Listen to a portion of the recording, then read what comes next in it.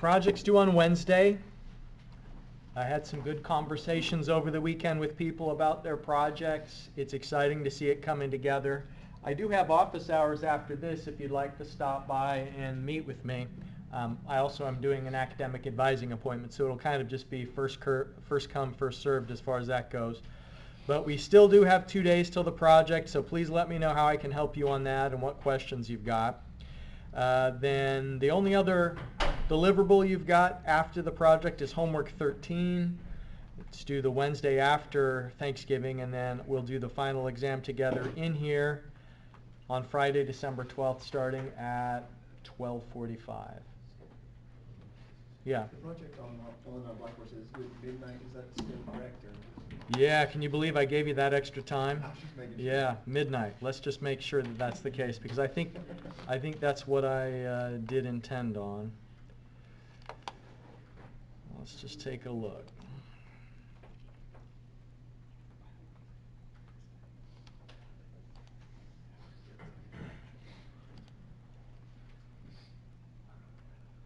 Project.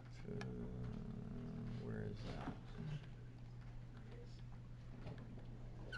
There it is. Okay, so the submission deadline, yep, 11:59. All right. Other questions? Yeah. Are you waiting to post homework 13 until a certain day? I can put it up now. I just figured that most people would be focusing on the project, but yeah, I'll load that after class. Other questions? All right. So the material that we are talking about today is in chapter 19 of your book. And broadly speaking, it's hard to predict the future. Although some people who've been successful in the past are really highly regarded. And so has anybody here seen the movie called The Big Short? No? It was a pretty interesting movie. This guy's name is I think his name's David Barry. But he is one of the main characters. He's a real person. And in that movie, which talks about the housing crisis and when the bubble burst back in 2008, he's somebody who looked at some economic data and correctly predicted not only what was going to happen, but also when it was going to happen. And so what he saw was that a lot of people who shouldn't be getting home loans and shouldn't have gigantic mortgages were, and that there was this impending risk of economic collapse right around the corner. So what he did was he took out contracts with banks and insurance companies where if the value of certain housing products like loans, if the value went down, then he would make profits on that. It was basically a gamble that the U.S. economy and specifically housing-related derivatives would go down.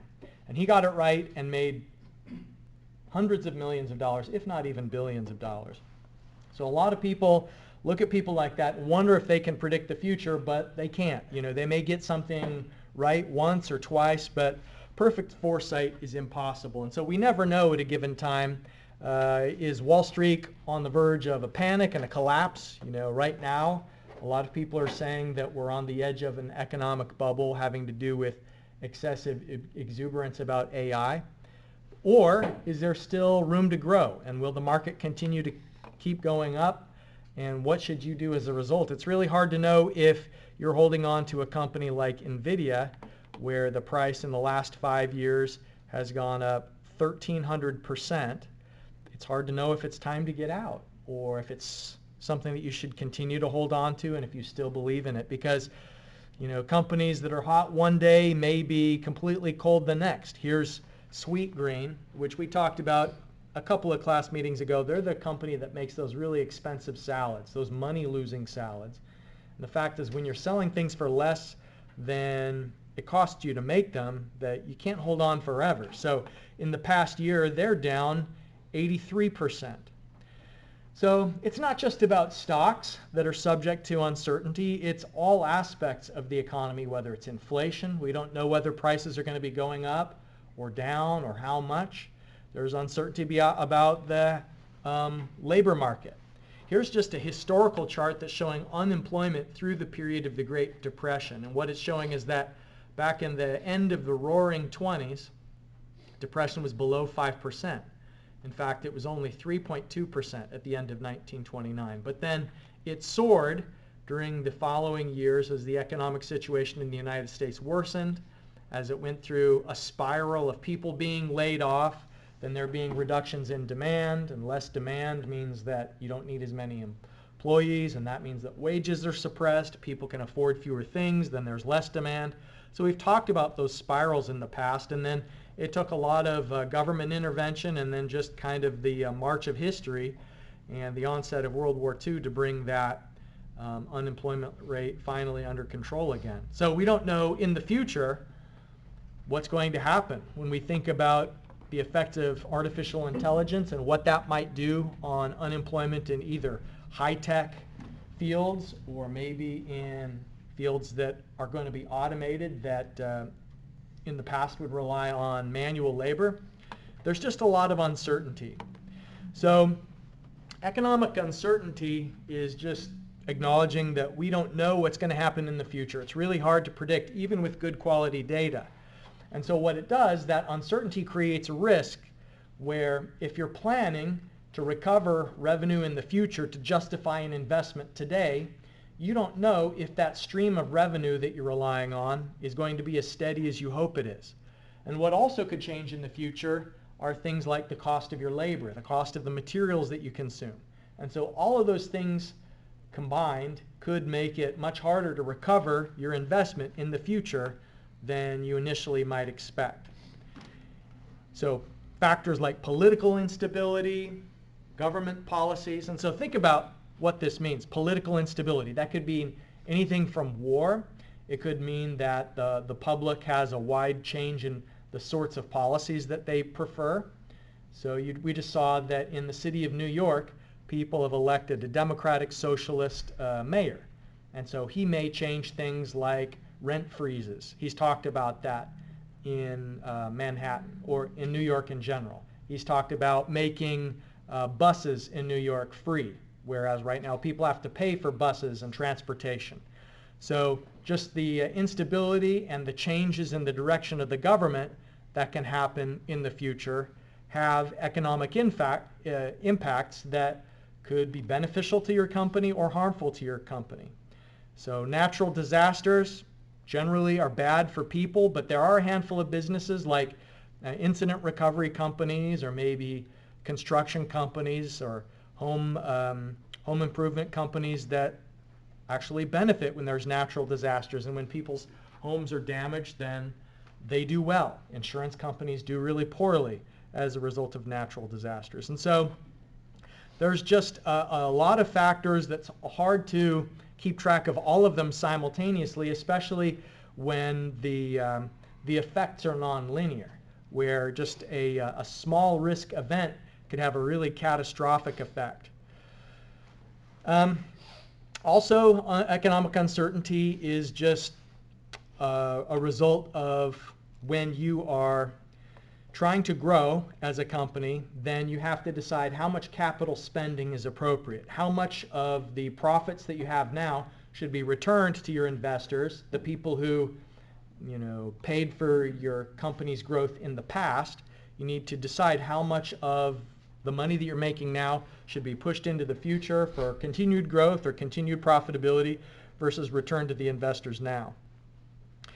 So Bitcoin is just another illustration of something that's varied a lot in past years. I took a screenshot just today of the current Bitcoin price is 93,000, and that's down from 120,000 just a couple of months ago. You can see it was up at 120,000, but it's currently still up a lot over some of the lows in the last 5-year timeline.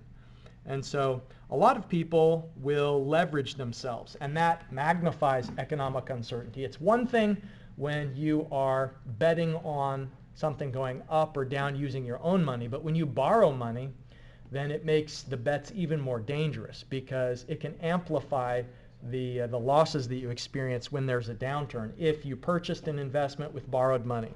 And that's what I think really brings the most pain in an economic downturn is when there's leverage involved and when the crashes are all the more damaging because the impact has been amplified through leverage. So the definition of risk, remember that these concepts are things that you need to be able to address and understand for the final exam. There's going to be some concept questions on the final exam. And so what we mean by economic risk is just that there could be adverse changes in economic conditions that impact businesses, industries, and economies. And we can classify those risks into two main categories. The risks that are known, that we have well-defined distribution of expected probabilities. And so human lifespan is pretty well understood right now. We've got a lot of data on how long people live, the risk of death due to cancer, the risk of death due to heart disease, the risk of death due to accident. And so when an insurance company writes a policy, let's say that you decide to, protect your family by buying a term life insurance policy, and it's a 20-year or a 30-year term, the insurance company knows based on your age, and sometimes they'll even do a medical evaluation, so they'll try and assess your health, and they'll do a blood test to see your cholesterol levels, they'll measure your heart rate, check for signs of glucose sensitivity and so on, metabolic dysfunction, but they'll assess that and find out what's the probability that you're going to die during that period. And then they assess your premiums to reflect the risk that they know that they're undertaking when they insure you. Plus, they also want a little bit of profit on top of that as well. So those are known risks. It's where we have plenty of data and we can actually judge how likely something is. But there's even more scary are the unknown risks, because we maybe either aren't thinking of it as something that could affect us, or even if it is something we can dream of, we just don't have any data that says how likely it is. So for instance, companies know that there's a risk that a computer virus could shut down their equipment. We know that there's a risk of a workplace shooter, somebody, a disaffected employee coming in, being extremely violent. Those things have happened in the past, and so we know that there's a possibility it could happen here, but it's just not well understood because either they don't happen very often or we don't understand the factors that lead to those things. And so it's really hard to collect a premium and insure yourself against things that we don't understand the probability of. And so those unknown risks are sometimes people just try to put it out of mind because they're not able to prepare for it or they're not able to hedge against that risk, but it still affects us all the same, even if we're trying to ignore it or even if we don't understand it. Those risks are there. So probably back in 2021, when mortgage interest rates were 2.65% and people were deciding whether to buy a home, they were thinking, well, right now we're in the middle of a pandemic. We don't know what's going to happen if the vaccine is going to be effective. How long are people going to be working from home? When will people be back in the office? Is my company going to go out of business? And so in the middle of the pandemic, it seemed like a really risky time to buy a house, and so maybe people waited. But what they weren't thinking of, because we'd had decades of low interest rates, they probably weren't even thinking there was a possibility that the mortgage interest rates could go up above 7%. And so they were waiting for a safer time to buy a house when we were out of the pandemic. But what was a safer time from one standpoint turned out to be a much more risky time to buy a house, because going from 2.65 to almost 8% mortgage interest probably just seems relatively modest. That increase, it's only a few percentage points, but it can add 60% to somebody's monthly housing costs because of the way that the interest rates are nonlinear. So it made housing out of reach and too expensive for a lot of people who otherwise could have made that leap earlier on at the lower interest rate. So interest rates are just an example of another thing that we as a company may be really sensitive to, the effects of that when we are trying to plan for the future. Here's an interesting figure from 2017, and what it shows is the 1-year change in commodities futures. And commodities futures are just basically when you want to buy a thing, you buy a contract for a certain delivery date. And so, for example, if you want to have aluminum in October, then at any point prior to October, you could buy a futures, which is a contract, which is going to guarantee delivery of a certain amount of aluminum for a certain price. So this is just showing how the price of certain commodities change during a one-year period. And just to look at the high and the low of that one-year period. And so aluminum prices went up by more than 30% in 2017. So think about if you are building an engine out of aluminum, and now suddenly the material that you're buying hundreds of pounds of is 30% more at the end of the year than it was at the beginning of the year. How that could really cut into your profits, and it could make, if you're on the buying end of aluminum, it could make it almost impossible to plan for the future if there's going to be wide swings in your material costs as high as 30% in a given year. At the other end of the spectrum, the sugar price during 2017 went down by almost 30%, simply because 2016 had high prices in sugar, so a lot of farmers planted sugar. It kind of gave signals to the market that there was a lot of money to be made in sugar, so there was overproduction, and the production exceeded demand, so prices went down. So those are extremes. Most of the other products you can see on the commodities list here varied less than that, but the point is that we can never predict with certainty what our future expenses are going to be with material prices. We don't know how interest rates are going to change in the future, how labor costs are going to change in the future, and so it creates a lot of uncertainty. Labor availability. Just another illustration that during a period of only 2.5% unemployment, it's going to be really hard to attract employees to your company. But during periods where you've got 10% unemployment, it will be a lot easier, wages will be lower. So what we're going to look at today in the in-class exercise is we're going to do a spreadsheet where we try and assess the impact of uncertainty and risk on profitability. So let me pull that up on the screen and then also hand that out to you. We're going to say we are an auto manufacturer, and we've got all these different factors that impact our profitability. We've got interest rates, we've got capital cost, labor costs, the cost of the materials that are being consumed.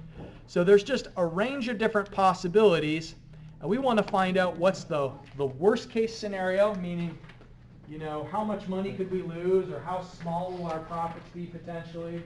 Or at the other end of the spectrum, what's the best case scenario? So the first step of this in-class exercise is trying to read through this and decide what in the range represents a worst case scenario for your company and what represents a best case scenario. So for example, interest rates. If interest rates are low, is that good for your company or bad for your company? If interest rates are high, is that best case scenario or worst case scenario? So before you open up that spreadsheet template that I told you about, spend a moment to read over this and then make two columns on your paper. One is the column best and one is the column that's worst. And try and identify, for example, if the steel cost variation, I say it could go between 8 cents a pound and 11 cents per pound. Which of those is associated with the best case and which of them is associated with the worst case? Sales price. Which one is the best case? Which is the worst case? Hopefully it should most of the time be obvious, but then some of them are going to be a little more subtle. So we'll take a few moments for you to digest all of that, and then we'll go through the spreadsheet together.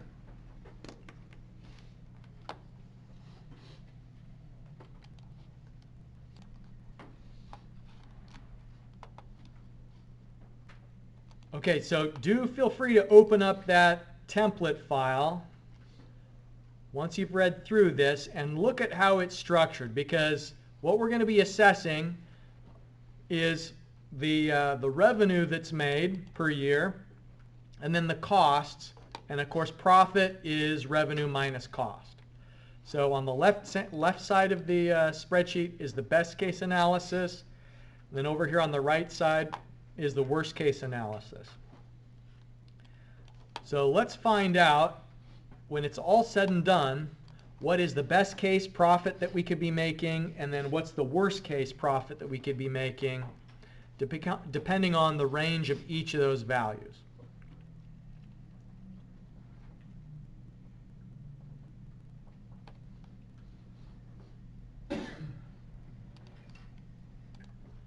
So who knows, for the best case, do we use the low end of the interest rate or the high end of the interest rate? Low end, It's the low end, and why? you want a lower interest rate on your capital so that you don't have to pay back as much. They're borrowing the money to buy this thing. And so the capital cost, that's given as $1.2 billion. And so we want to know the annual equivalent of that. And so the low interest rate gives you a lower annual equivalent of the capital cost. And so the I value for our best case scenario is 0.0475.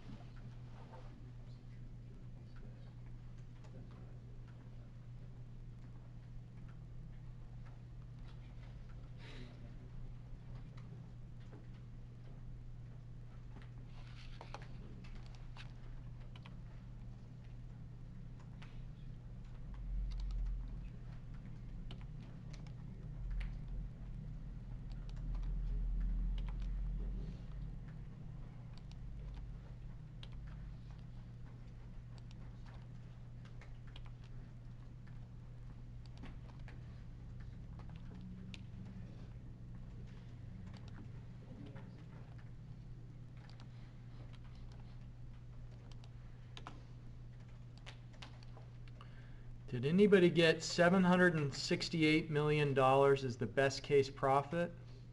Yeah, okay. So let's just go through this together. Best case scenario is low interest rates because we're financing the construction of this facility.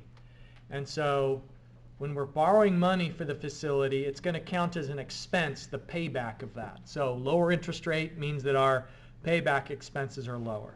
So that's why we use the low interest rate for the best case analysis. Number of years is 10.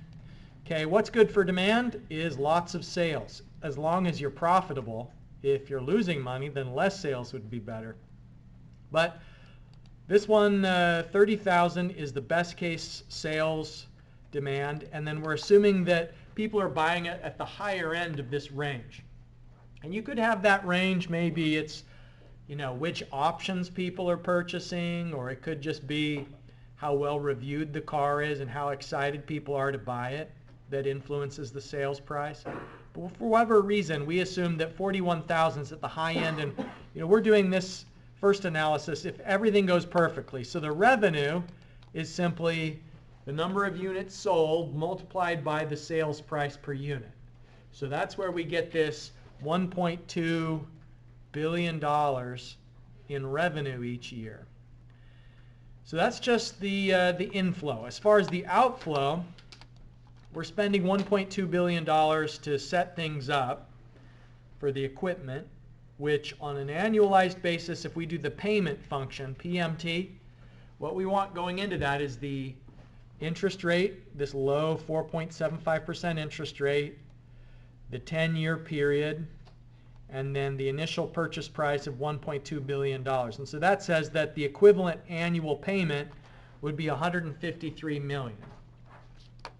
All right? Now for everything else, all these other costs, we're just assuming best scenario is that the labor cost is low, so $55 an hour for labor, that each car only takes 67 hours to build rather than at the high end of the range, 81. So we calculate the cost per vehicle in terms of labor, just multiplying the rate by the number of hours required, and then the annual labor cost would be cost per vehicle multiplied by the number of units sold per year, which up at the top we said was 30,000. Okay, so our labor cost $110 million a year. Then what about the cost of steel? Well, we assume a low rate for steel, 8 cents for each pound that we're purchasing, and 2,700 pounds of steel means we've got $220 of steel into each of these cars. So that makes $6.6 million a year in steel cost. Then we've got the chips at the low end of the range, multiplied by the number of units that are made. The other inputs, so it's the $4,500 low end of the range plus the $1,500 for indirect cost, which makes the other inputs $180 million. And so adding up all of the costs, meaning the capital cost, labor, steel, chips, and other, is $461 million a year. So things are pretty rosy in this best case scenario. Everything's going perfectly for us. And if that's the case, the upside potential is $768 million. So then we just take the flip side of everything on this other worst case scenario. So now on this one, we're assuming that we've got a higher interest rate, that the demand is lower, the sales price per unit is lower. So let's just see how bad could it get if everything goes against us in the worst case.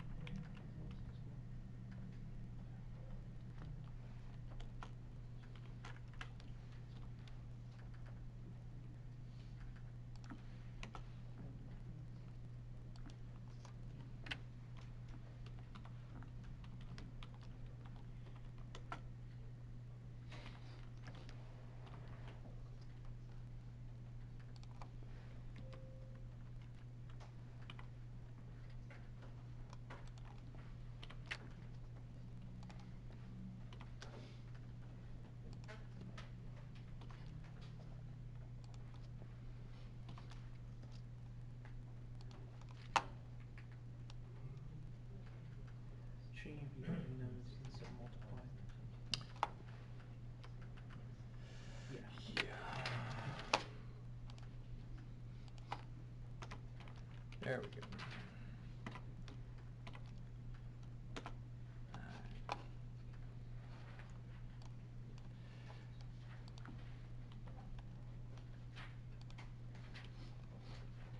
Well, at least we're not losing money.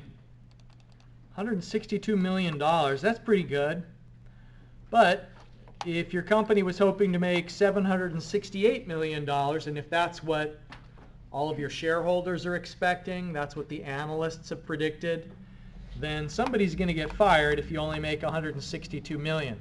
And the thing is that how much of that was actually in your control? If you're the CEO of the company, do you have direct control over the interest rates? Well, not really. That could just be a reflection of borrowing costs in the economy and what the Federal Reserve is doing.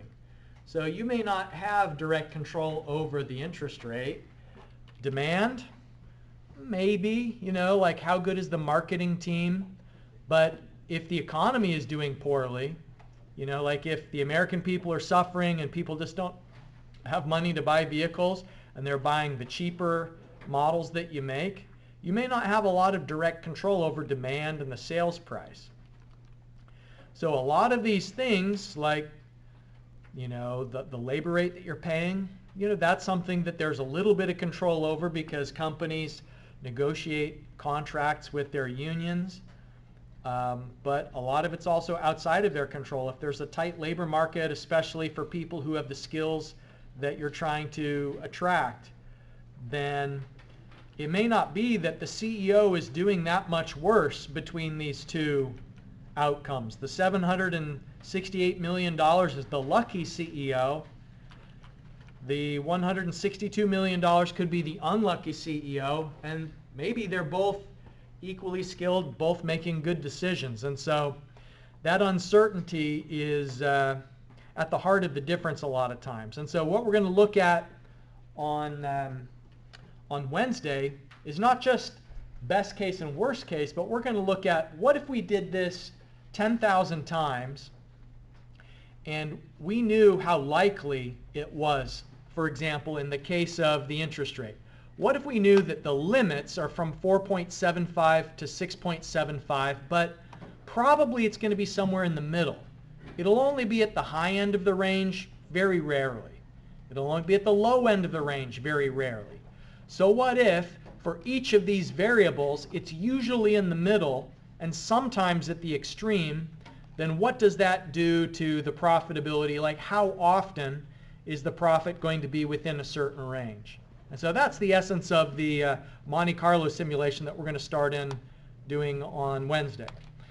But just remember that as far as your due dates go, the project is due Wednesday by 11:59 p.m. I'll put homework 13 onto Blackboard now if you'd like to get started on that. And then we've got that final. So I'll see you Wednesday.